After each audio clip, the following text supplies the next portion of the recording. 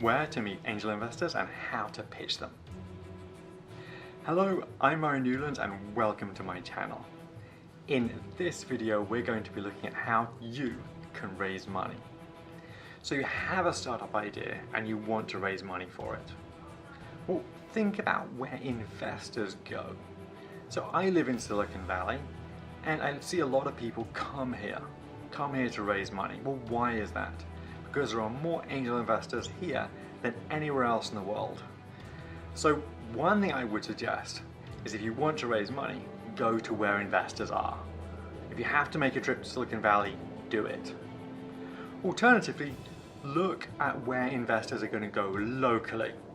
So think about business clubs and business organizations that have events that you can go to where you live. If you look online, you will be able to find those. That's where they go to find out great business ideas that they can invest in. What I would suggest that you do is you need to create your story. Why are you really passionate about what you're doing? How are you going to share that? If you get 1 minute to pitch an investor, you've got to be able to have a great pitch for them. So think about how you're going to get to know them.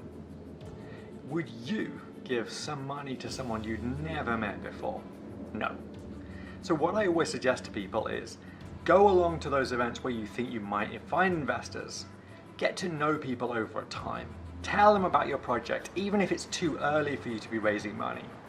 That way you can get to know them. They get to know you. They get to know your project. They get to see your passion. They get to follow your journey. And as it starts to succeed and it's ready for investment, then you can pitch them and they know you're ready. So another great trick is to ask those investors, who else might be other great investors? Investors tend to invest together. Often you'll find people generally invest in things as a group, or they've invested in another project with another investor. So investors know investors. Now, a lot of investors also don't like to be pitched cold by someone they don't know. So find out who would know those investors, or who would know the investors locally where you live. Well, the person that organizes those business events, event organizers, are a great source of contacts for investor relations because they invite investors to speak. Investors build up those relationships with them over years, and if you can get an introduction to those investors through that event organizer who knows them, who already has a relationship with them, that's a really fast way to travel to get to know more investors. So when you pitch an investor, what do you pitch? Well, a lot of people spend a lot of time producing a pitch deck. I think you should have a pitch deck. But most importantly, I think you should have a great story. At the end of the day, they're going to invest in you. Why are you the person that's going to succeed with this idea? With most ideas, there are lots of people working on those ideas, but why are you the one that's going to win? What successes have you had? What can you demonstrate that's really successful as to why they're going to give you some money and they're definitely going to get a return? Because that's what you're really pitching.